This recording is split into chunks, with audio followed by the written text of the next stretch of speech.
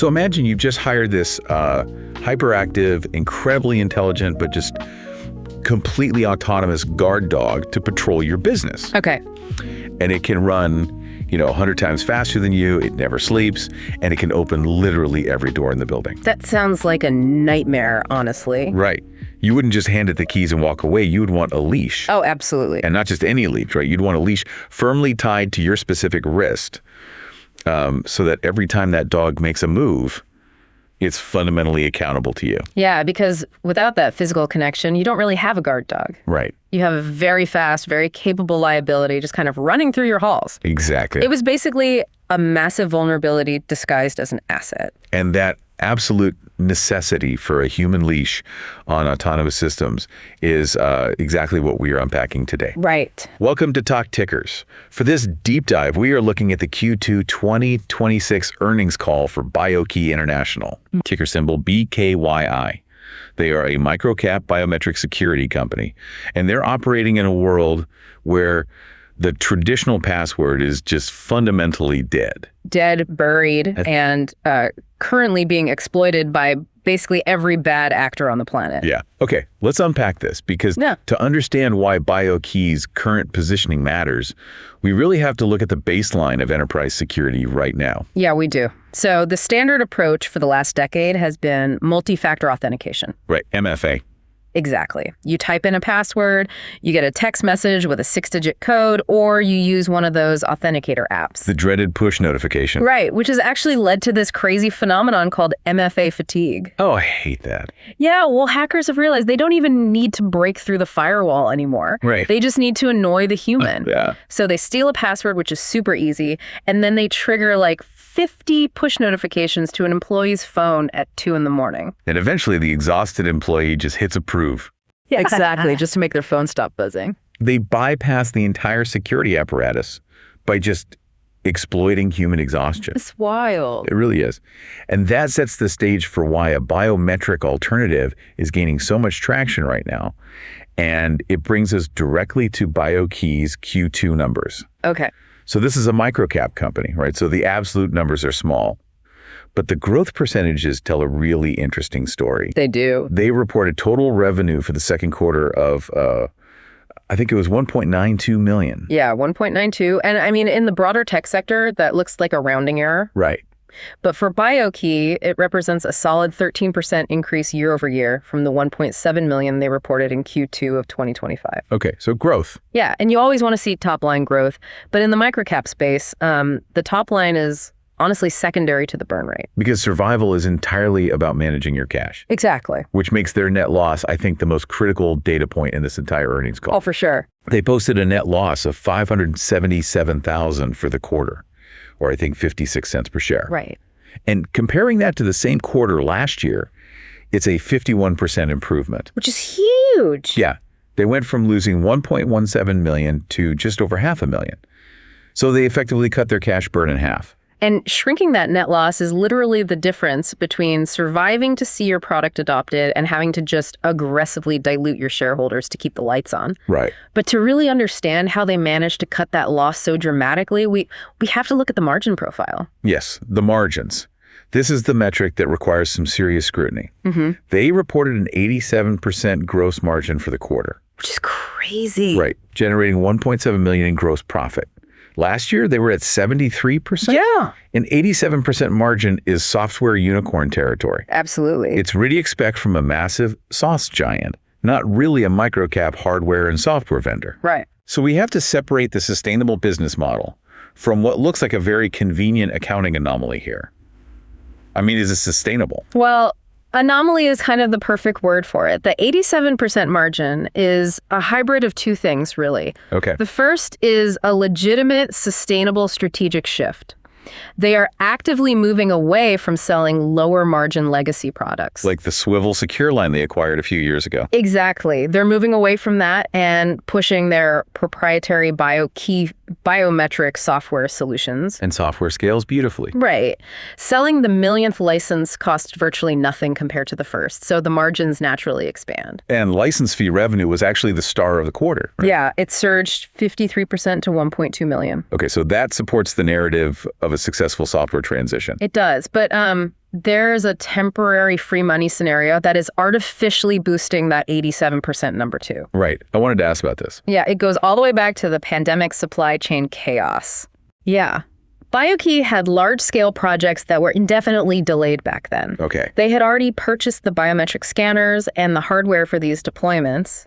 And under standard accounting rules, they fully reserved or essentially write down the value of that inventory. So it sat on their books with a value of 0. Exactly 0. Wow. So they took the financial hit for that hardware years ago. Right. So now in 2026, they are finding new buyers for those exact same scanners. And because the cost basis is technically 0, right, every dollar from those specific hardware sales just drops straight to the gross profit line. Exactly. It's pure margin. It's like finding a box of fully paid off laptops in the back of an IT closet and selling them online. Right. It's just straight cash. Which is great for the current quarter's cash flow. Oh, yeah. But that IT closet is going to empty out eventually. Exactly. And management was transparent about this on the call. Okay, good. The 87% margin will normalize. The long-term defense of their margin relies entirely on that 53% growth in the software license fees. So it's incredible they hit those 87% margins and cut their net loss in half. But paradoxically, management admitted on this very same call that they actually missed their own internal revenue targets. Yeah, they did. How does a company post a 51% bottom line improvement and still manage to disappoint the C-suite? Well, it comes down to the revenue mix.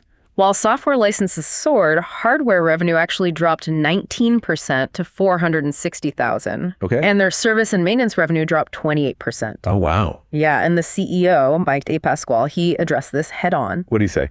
The miss was not due to a lack of demand. It was a logistical failure. Interesting. Yeah, they had a massive, fully anticipated hardware order scheduled to ship in Q2.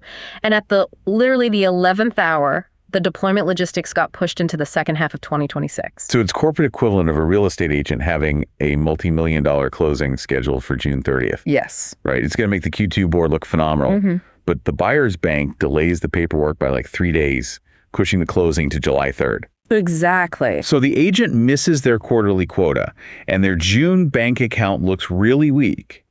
But the money hasn't actually vanished. Right. It just shifted to the next quarter. Okay, that makes sense. But the problem is that in a highly volatile microcap stock, a delay breeds fear. Oh, absolutely. Retail investors don't have the luxury of seeing the internal emails. Right. So when revenue misses, the immediate assumption is that the deal fell through or some competitor just swooped in and stole the client. Panic sets in. Exactly.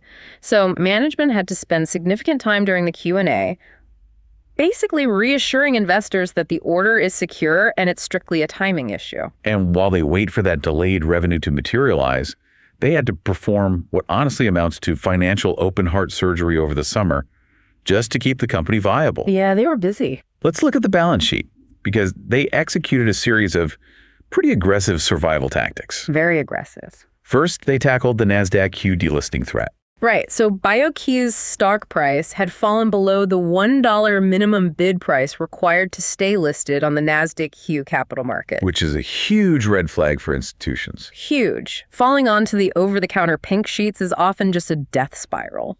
Because institutional money has mandates against holding OTC stocks. Exactly. Liquidity dries up and raising capital becomes incredibly toxic. So they initiated a 1-for-10 reverse stock split. Right. So if an investor held 1,000 shares at 40 cents, they suddenly held 100 shares at $4. Right. The total value of the position didn't change at all, but it artificially pumped the share price high enough to satisfy the NASDAQ Q regulators. And they regained compliance in July. They did! But fixing the share price doesn't actually put cash in the bank, right? No, it doesn't. Which led to the warrant inducement transaction that raised $2.5 million. Yeah. And for anyone who doesn't know, warrants are essentially options. Yeah. They give an investor the right to buy stock at a set price sometime in the future. So to survive, BioKey essentially pulled their future cash forward. Yeah. Exactly. They went to the investors holding these existing warrants and offered an incentive. They basically said, if you exercise your warrants at $4.06 per share and give us the cash today, we will issue you brand new warrants, also at 4.06 that you can use later. And it worked. It did. Yeah, investors exercised over 618,000 warrants. Wow. BioKey got a $2.5 million cash injection immediately, and in return, they issued 1.2 million new warrants. Now, during the Q&A, a retail investor raised a very logical red flag about this maneuver. Yeah, that was an interesting moment. If someone is buying the rights to millions of shares, couldn't they just exercise them all at once, execute a hostile takeover, or just completely destabilize the voting structure of the company? It's a fair question, but the CEO pointed to the 9.9% blocker rule. Which is what exactly? It's a standard structural protection in microcap financing. It legally prevents the warrant holder from owning more than 9.9% of the company's outstanding stock at any given moment. Okay, so they can't just flood the market or take control. Right. They have to exercise some shares, sell them into the open market, and stay under that 9.9% ceiling before they can exercise more. Okay, so it protects the retail investor from a sudden change in corporate control. Exactly. The net result of this financial maneuvering, combined with aggressively collecting their accounts receivable, is that BioKey now sits on over $4.5 million in cash. Which is massive for them. Right. And simultaneously, they reduce their outstanding debt by 51%. Yeah. Swapping some debt for 81,000 shares of stock, bringing their total note balance down to just 325,000. So synthesizing the data here, this isn't just a story about a delayed hardware shipment. No.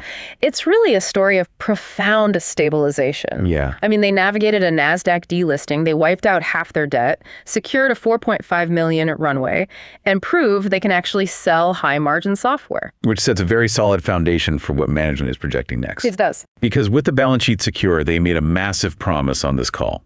They are officially targeting revenue growth and profitability for the second half of 2026. And crossing from cash burning to profitable is literally the holy grail for a microcap tech company. Right, because the market fundamentally changes how it values you. Exactly. You move from a survival risk discount to an actual earnings multiple. And to hit that profitability target, management is heavily banking on their expansion in EMA. Right, Europe, the Middle East, and Africa. And we aren't talking about small to medium business contracts here. No. These are nation-state level deployments. They announced they were selected for a sole source national initiative by the Central Bank of Jordan. Which is huge, and the Q&A revealed this is way past the pilot phase. Oh, really? Yeah, they are modernizing authentication across the entire Jordanian financial sector. Wow. They're replacing passwords with BioKey's PortalGuard and WebKey technologies. That's a massive shift. The geopolitical environment in EMEA seems to be aggressively mandating sovereign digital identity and zero trust security architecture. Much faster than the regulatory bodies here in the U.S. Right. And if you want a proxy for how lucrative this can be, management referenced a similar deployment for a South African bank that is currently generating well over $1 million in annual recurring revenue. Yeah. So a sector-wide mandate in Jordan is highly material to BioKey's top line. Highly material. And they also highlighted a deployment with a national security agency in Portugal using their FBI-certified fingerprint scanners and a partnership in Saudi Arabia to bring identity-bound biometrics into the education sector, which ties into the country's Vision 2030 digital transformation. So the critical takeaway for investors looking at this international expansion is really how they are doing it. Right. BioKey is not burning millions of dollars hiring localized sales teams to fly around the Middle East. Because they can't afford to. Exactly. They rely entirely on a channel partner model, utilizing managed service providers or MSPs. Okay, so BioKey gives the partner a discount. Yes. Around 20 to 30% on the software. Right. And in exchange, the partner handles the entire sales cycle, the deployment logistics, and all the localized IT support. And BioKey just sits back and collects the recurring license fee? It allows a tiny microcap company to scale globally without the massive capital expenditure of a traditional enterprise sales force. It's a highly efficient force multiplier. But as significant as these international banking and defense contracts are, the CEO dedicated a massive portion of the earnings call to an entirely different sector. Yeah, he really zeroed in on AI. He believes they have the quote-unquote killer app for the AI ecosystem, specifically securing agentic AI. Right. And let's clearly define agentic AI because the term gets thrown around a little loosely these days. It does. A standard AI chatbot is like a highly intelligent encyclopedia. It answers questions. Right. An agentic AI is like an intern with a corporate credit card and full access to the company database. That's a great way to put it. These are autonomous agents that take action. They execute financial trades, they modify sensitive records, and they move data without any human intervention at every step. And the Cloud Security Alliance is raising massive alarms about the governance vacuum this creates. I can imagine. According to the data cited on the call, AI bots and service accounts now outnumber human users inside enterprise networks 100 to 1. 100 to 1. That ratio is staggering. It means the vast majority of activity on a corporate network is non-human. And most organizations have absolutely no reliable way to tie an AI agent's actions back to an accountable human being. Exactly. If a bot initiates a multi-million-dollar data transfer that violates compliance laws, who authorized that specific bot? Right. How does the enterprise prove it in an audit? Now, I look at this narrative with a healthy dose of skepticism. Sure. Every microcap tech company knows that shoving the acronym AI into an earnings transcript is a great way to catch algorithmic trading bots and artificially juice the stock price. Oh yeah, it's buzzword bingo. Right. It's often just buzzword bingo. So we have to ask if BioKey is just playing the algorithm game, or if this human leash concept actually holds structural weight. Well, the skepticism is completely warranted, but in the niche of identity access management, this is actually a very real, very pressing structural problem. Okay. In January 2026, the World Economic Forum released the first governmental framework built specifically for agentic AI. Oh, wow. Yeah, and the foundational pillar of that framework is that humans must remain meaningfully accountable for decisions taken by autonomous systems. Meaning you cannot shift liability to the algorithm. Exactly. You can't just blame the bot. Right. So chief information security officers are ranking identity assurance for an AI world as their top priority for the next 2 years. Yes. But the fundamental flaw with current security infrastructure is that it relies on credentials that can be stolen, shared, or cloned. Right. If I have your password, your Microsoft Entra token, or your Google Authenticator code, the network treats me as you. And if an AI agent requires human authorization to execute a high-stakes trade, and the system just pings a mobile phone for a push notification... Anyone holding the unlocked phone can hit approve. Right. It authenticates the device, not the person. Which is why BioKey's identity-bound biometrics slot in perfectly as this mandatory human leash. Yes. You cannot loan out your palm scan. You cannot text someone your fingerprint. Exactly. By anchoring AI approvals to a physical biometric scan, right, the enterprise actually solves the governance vacuum. Right. But an investor on the call pushed back on the technical reality of this. Oh, what did they ask? They asked what stops an advanced AI from just intercepting a digital fingerprint and spoofing the authentication? That's a great question. Right. If a bot is smart enough to act autonomously, it can theoretically replicate data. So what was the CEO's answer? He highlighted the difference between consumer-grade biometrics and enterprise-grade security. Okay. A secure biometric system doesn't match a JPEG image of a fingerprint. Right. It's not just a picture. No, it uses a one-way mathematical hash to create a heavily encrypted digital template. So even if the AI intercepts the data packet, it can't reverse engineer the physical print. Exactly. And more importantly, the system relies on liveness detection. Liveness detection. Yeah, it verifies pulse, blood flow, and micromovements to prove a physical human is actually present at the scanner. So the AI might be a genius, but it doesn't have a pulse. Right. It cannot replay intercepted data to bypass a liveness check. But as strong as the technology is, BioKey is competing against giants like Microsoft and Google who are pushing their own proprietary security ecosystems. They are. And furthermore, the U.S. market has historically been much more resistant to biometrics than Europe, largely due to privacy concerns. True. But that resistance is starting to crack under the weight of MFA fatigue and this big push toward passwordless environments. Yeah. The FIDO Alliance, which is the major industry consortium driving passwordless standards, notes that 68% of organizations are piloting passkeys. Okay. And BioKey highlighted a recent U.S. deployment to show they can win domestically, right? Yeah, Alabama's AOD Federal Credit Union. They serve over 37,000 members, and they chose BioKey specifically to escape standard MFA. Well, a traditional passkey is often tied to a specific piece of hardware, like a smartphone or a YubiKey. Right.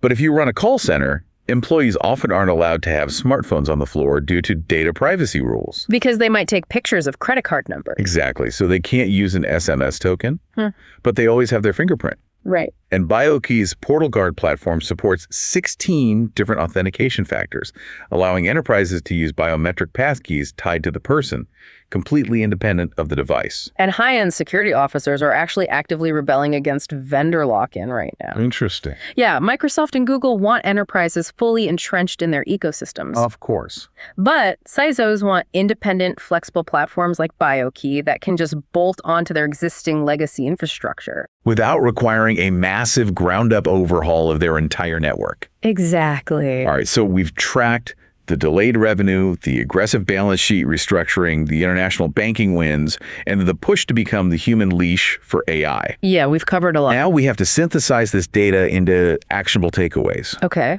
What does this mean for a retail investor analyzing BKYI? Are the signals bullish or bearish?